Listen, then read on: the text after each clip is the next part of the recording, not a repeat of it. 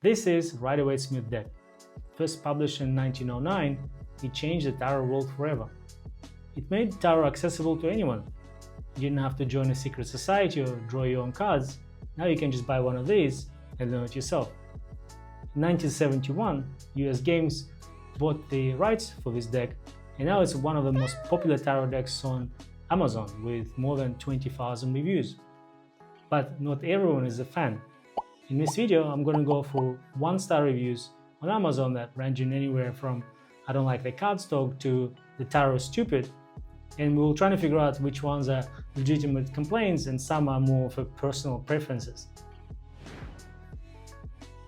First up, the cardstock. A lot of reviewers complain about the cheap stock quality and sleek coating, like this one here. I actually have 2 of these decks in my possession. One I bought about 8 or 9 years ago, and this one is relatively new. The publishing date on it says 2019, and I measured the thickness. And this is a new one. Measures around 0.29 millimeter, and this is the one from 9 years ago.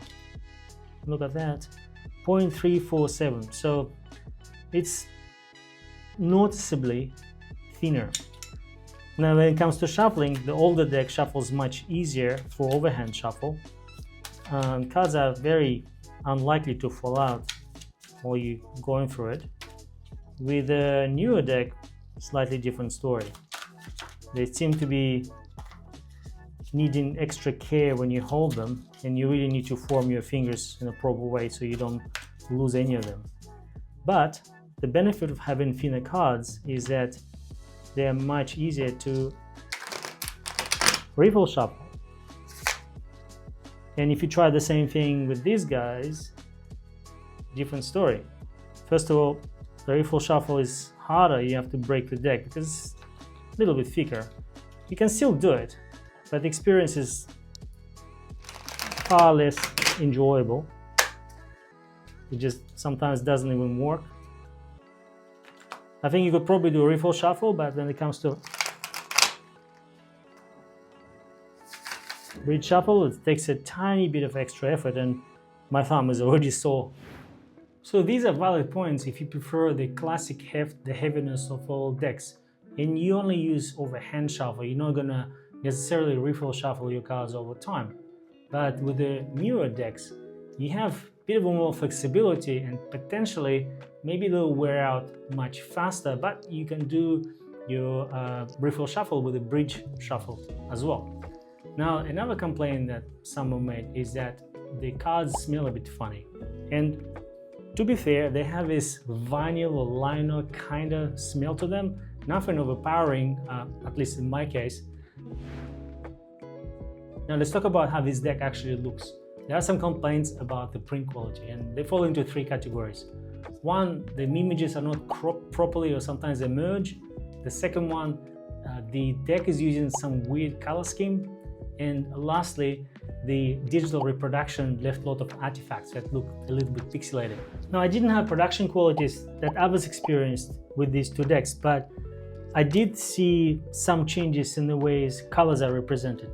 So this one here is a 9-year-old deck, and this one here I purchased this year. It's 2019 version, and look at how different the colors are. So the new version has more realistic look of the sky, but then here, this one, the older one, doesn't. It looks to me more like an original classic faded card, and it seemed to work for this card. But look at this one here, the Page of Swords. The face of this guy looks completely unnatural. I think if you probably use the colors on his of his robe, it would be a better job. But this looks so unrealistic, and if you compare it to the original version, or not original version, 9-year-old deck, this looks much better, right? So at least here it looks like an old painting. The other one looks just so off. He doesn't look human, this guy here. This is where it also doesn't work. So this is the 5 of Wands. Look at the colors on the clothes here, especially this red one, and the wands themselves. It looks like such a bad job with all these little spots. And if you look at the 9-year-old version, you don't have this problem here. the colors are even on this red robe here, and similar with the wands as well. And the one that people complained about quite a lot is the Fool cards in the new deck. So this is a new version, and what I noticed here, right, on the fonts, it looks almost pixelated here. I didn't see other things. I guess maybe the dog looks a little bit pixelated, and the robe looks they didn't properly digitize it.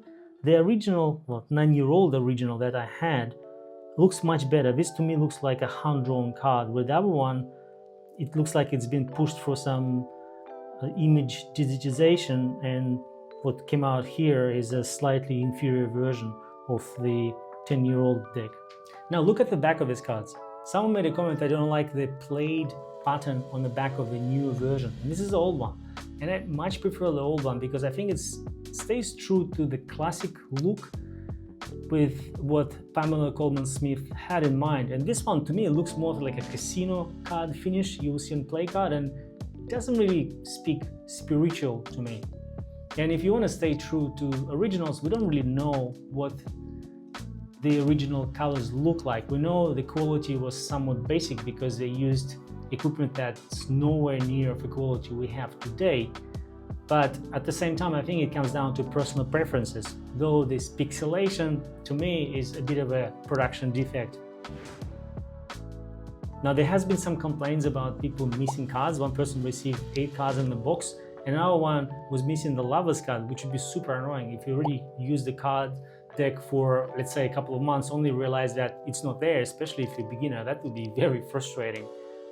This is more of a quality control situation here, and always count your cards when you do initial unpacking and looking at them. Mistakes happen, especially with the budget, beginner-friendly cards, I would say.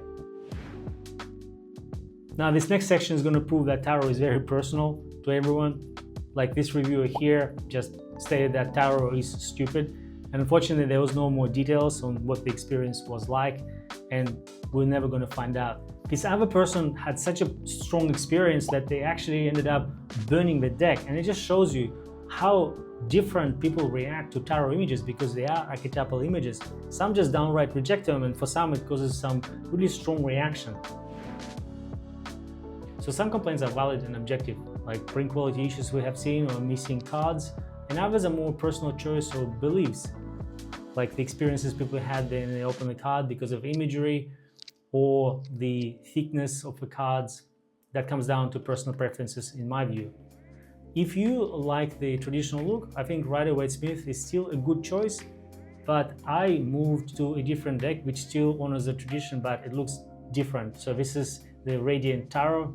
It still uses RWS images, but they are more refined, and it's also a product from US Games, and it's a much more pleasant experience.